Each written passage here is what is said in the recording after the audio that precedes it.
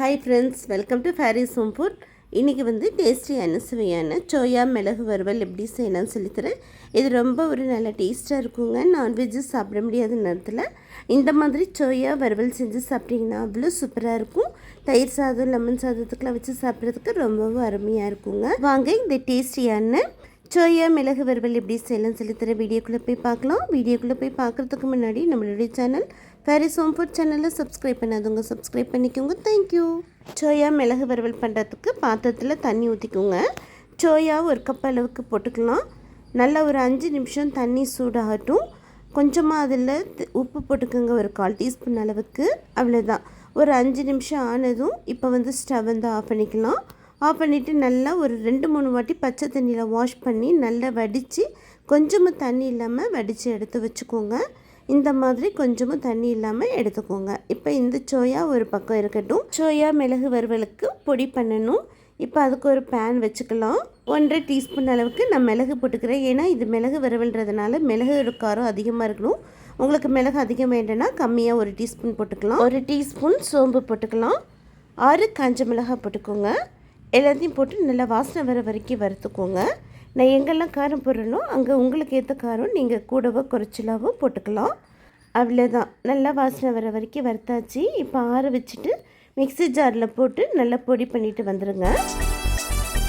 பாருங்கள், இப்போ நல்லா பொடி பண்ணிவிட்டு வந்தாச்சு. இது ஒரு பக்கம் இருக்கட்டும்.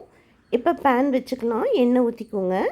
எண்ணெய் சூடானதும் பொடியாக நறுக்கின ஒரு வெங்காயம் போட்டுக்கோங்க.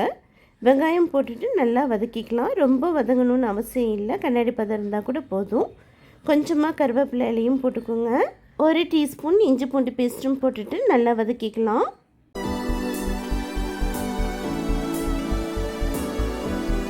இப்போ பொடியாக நறுக்கினா பழுத்த தக்காளியாக ஒரு தக்காளி போட்டு நல்லா தக்காளி சாஃப்ட் ஆகிற வரைக்கும் வதக்கிக்கலாம்.